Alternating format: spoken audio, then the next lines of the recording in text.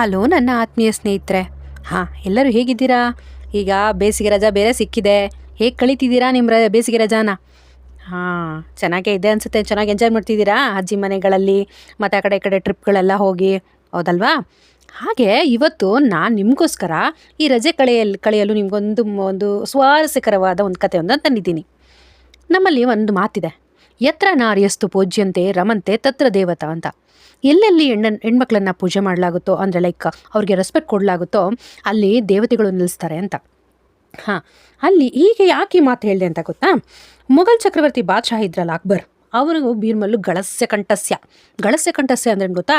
ಕಾಸ ಅಂತ ತುಂಬ ಕ್ಲೋಸ್ ಫ್ರೆಂಡ್. ಅವನು ರಾಜ ಅನ್ನೋದನ್ನು ಕೆಲವೊಂದು ಸಲ ಮರೆತುಬಿಟ್ಟು, ಬಾದ್ಶಾ ಅನ್ನೋದನ್ನು ಮರೆತು ತುಂಬ ಸ್ನೇಹಪರವನಾಗಿ ಇರ್ತಿದ್ದ. ಕಾರಣ ಇಷ್ಟೇ, ಒಂದು ಅವನು ಸಮಸ್ಯೆಗಳನ್ನು ಬಗೆಹರಿಸ್ತಿದ್ದ ರೀತಿ ಅದು, ಮತ್ತು ಎಂತಹ ಸಂದರ್ಭಗಳಲ್ಲೂ ಕೂಡ ಅವನು ತನ್ನ ಒಂದು ಇದನ್ನು ಕಳ್ಕೊಳ್ತಿರ್ಲಿಲ್ಲ. ಬೀರ್ಬಲ್ ಹೇಗಾದರೂ ತನ್ನ ಚಾಕಚಕ್ಯತೆಯನ್ನು ತೋರಿಸಿ ಆ ಸಮಸ್ಯೆಯಿಂದ ಈಚೆ ಬರೋದನ್ನು ನೋಡ್ತಾ ಇದ್ದ. ಹಾಗೆ ಬಾದ್ಶಾಹನಿಗೂ ಒಂದು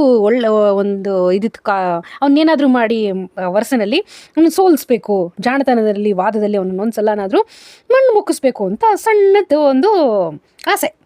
ಆದರೆ ಇವನು ಬೀರ್ಬಲ್ ಕೇಳಬೇಕಲ್ಲ, ಜಗದಂಕಮಲ್ಲ. ಆದರೂ ಒಮ್ಮೆ ಹೀಗೆ ಬಾದ್ಶಾಹ ಮತ್ತು ಅಕ್ಬರ್ ಇಬ್ಬರು ಮಾತಾಡ್ತಾ ಇರಬೇಕಾದ್ರೆ ಅಕ್ಬರು ಬೀರ್ಬಲ್ನವ್ರನ್ನ ಕೇಳಿದ್ರು, ಬೀರ್ಬಲ್, ನನ್ನ ಒಂದು ಆಸೆ ಇದ್ದೆ, ನೀನು ತೀರಿಸ್ತೀಯಾ ಅಂತ. ಅಯ್ಯೋ, ಅದು ಮಹಾ ಒಂದು ಪ್ರಸಾದವೇ ಸರಿ ಬಾದ್ಶಾಹ, ಅದೇನು ಹೇಳಿ, ನಾನು ನಿಮ್ಮ ಇಚ್ಛೆನ ಈಡೇರ್ಸೋಕ್ಕಾಗಲ್ಲ ಅನ್ನೋಕ್ಕಾಗತ್ತೆ ಅಂತ. ಎಲ್ಲಿಯಾದರೂ ನನಗೆ ಒಂದು ಲೋಟ ಎತ್ತಿನ ಹಾಲನ್ನು ತಂದು ಕೊಡ್ತೀಯಾ ಅಂತ ಕೇಳಿದ್ರು. ಅವನಿಗೆ ಒಂದು ಕ್ಷಣ ಬೀರ್ಬಲನ್ಗೆ ಆಶ್ಚರ್ಯ ಆಯಿತು, ಏನಪ್ಪ ಈ ಥರ ಕೇಳ್ತಿದ್ದಾರೆ. ಬಟ್ ಈ ಪ್ರಶ್ನೆ ಅವನಿಗೆ, ಈ ಸಮಸ್ಯೆ ಹೊಸದೇನೂ ಅಲ್ಲ. ಯಾಕಂದರೆ ಅಕ್ಬರ್ ಅವಾಗವಾಗ ಈ ಥರ ಸಮಸ್ಯೆಗಳನ್ನು ಒಡ್ಡಿ ಅವರನ್ನು ಬೆರಗಾಗಿಸ್ತಾ ಇದ್ರು. ಸೊ ಹಾಗಾಗಿ ಏನು ಮಾಡೋದು ಅಂತ ತಲೆಯಲ್ಲಿ ಓಡ್ತಾನೆ ಇತ್ತು. ಹಾಗೆ ಮನೆಗೆ ಬಂದು ತನ್ನ ಹೆಂಡತಿ ಮಾಡಿಕೊಟ್ಟಂಥ ಸ್ವಲ್ಪ ಕುರುಕುಲು ತಿಂಡಿಗಳನ್ನೆಲ್ಲ ತಿಂದು ಹಾಗೆ ಮೋರ್ಕೊಂಡು ಆಸನದಲ್ಲಿ ಕೂತಿದ್ರು. ಹಾಗೆ ಹೆಂಡತಿ ಗಮನಿಸಿದ್ರು, ಯಾಕೆ ಈ ಥರ ಕೂತಿದ್ದಾರೆ ಅಂತ. ಸರಿ, ಅವಳು ಬಂದಿದ್ದನ್ನು ಅವ್ರಿಗೆ ಗಮನ ಆಗ್ದಂಗೆ ಅವ್ರು ತಲ್ಲೀನರಾಗ್ಬಿಟ್ಟಿದ್ರು, ಹೇಗೆ ಸಮಸ್ಯೆನ ಬಗೆಹರಿಸೋದು ಅಂತ. ಯಾವಾಗಲೂ ಅದೇ ಹೆಣ್ಮಕ್ಳು ಒಂಥರ ಹೇಳ್ತಾರಲ್ಲ, ಕಾರ್ಯೇಶು ದಾಸಿ ಕರ್ಣೇಶು ಮಂತ್ರಿ ಅಂತ. ಕೆಲವೊಂದು ಸಂದರ್ಭಗಳಲ್ಲಿ ತುಂಬ ಸುಲಭವಾಗಿ ಸಮಸ್ಯೆಗಳನ್ನು ಮನೆ ಹೆಣ್ಮಕ್ಳು ತುಂಬ ಆರಾಮಾಗಿ ಅದರ ಸುಲಭ ಉಪಾಯಗಳನ್ನು ಹುಡ್ಬಿಡ್ತಾರೆ. ಅವ್ರು ಹೇಳಿದ್ರು, ಏಕೆ ಹೀಗಿದ್ದೀರಾ ಅಂತ ಬೀರ್ಬಲ್ನ ಕೇಳಿದಾಗ ಬೀರ್ಬಲ್ ಹೇಳಿದ್ರು, ಈ ಥರ ಅಕ್ಬರ್ ನನಗೋಸ್ಕರ ಅಂತಲ್ಲ, ಒಂದು ಸಮಸ್ಯೆನ ಒಡ್ಡಿದ್ದಾರೆ. ಆ ಸಮಸ್ಯೆನ ಹೇಗೆ ಬಗೆಹರಿಸ್ಬೇಕು ಅಂತ ಗೊತ್ತಾಗ್ತಿಲ್ಲ ಅಂತ ನಡೆದ ವಿಷಯಗಳನ್ನೆಲ್ಲ ತನ್ನ ಹೆಂಡತಿಯೊಂದಿಗೆ ಹೇಳ್ಕೊಂಡ್ರು. ಹಾಗೆ ಹೇಳ್ಕೊಂಡಾಗ, ಅಷ್ಟೇ ತಾನೇ ಬಿಡಿ, ಅದನ್ನ ಹೇಗಾದರೂ ಮಾಡಿ ಸರಿ ಮಾಡೋದಾಯಿತು, ಹೆಂಗೂ ಒಂದು ವಾರ ನೀವು ಪರ್ಮಿಷನ್ ಕೇಳಿದ್ದೀರಲ್ವಾ, ಒಂದು ವಾರದಲ್ಲಿ ಏನಾದರೂ ಮಾಡಿದ್ರೆ ಆಯಿತು ಅಂತ ಅಂದ್ಲು. ಅವಳು ಅಷ್ಟು ಸುಲಭವಾಗಿ ಅಷ್ಟು ದೊಡ್ಡ ಸಮಸ್ಯೆನ ಏನಾದರೂ ಮಾಡಿದರೆ ಆಯಿತು ಅಂದಾಗ ಬೀರ್ಬಲನಿಗೂ ಏನೋ ಅಂತ ಅಂದ್ಬಿಟ್ಟು ಸ್ವಲ್ಪ ನಿರಾಳತೆ ಬಂತು. ಹಾಗೆ 5 ದಿನ ಕಳೆದೇ ಹೋಯಿತು.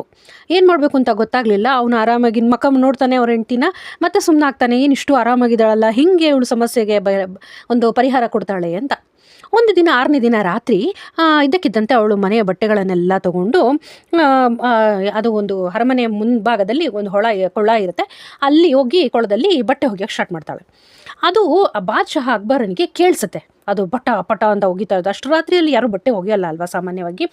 ಸೊ ಅದು ಕೇಳಿಸುತ್ತೆ.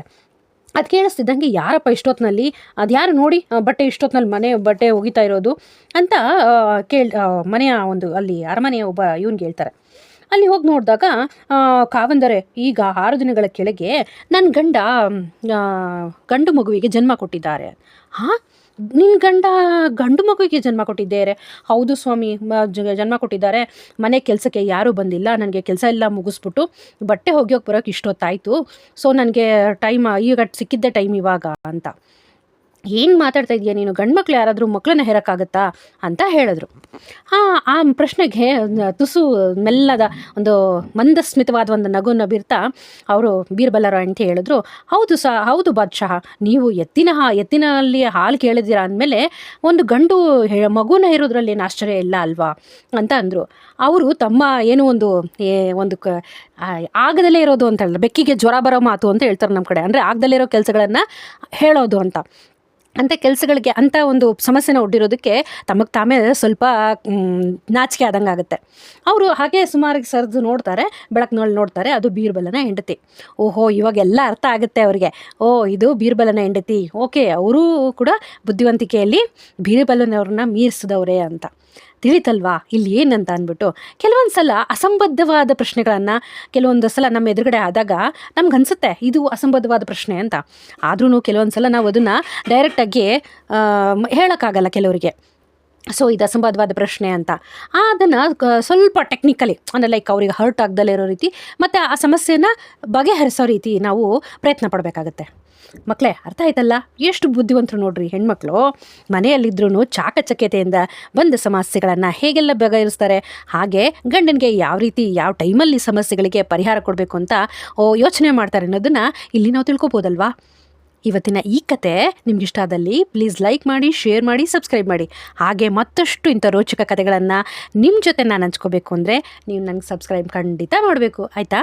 Thank you so much.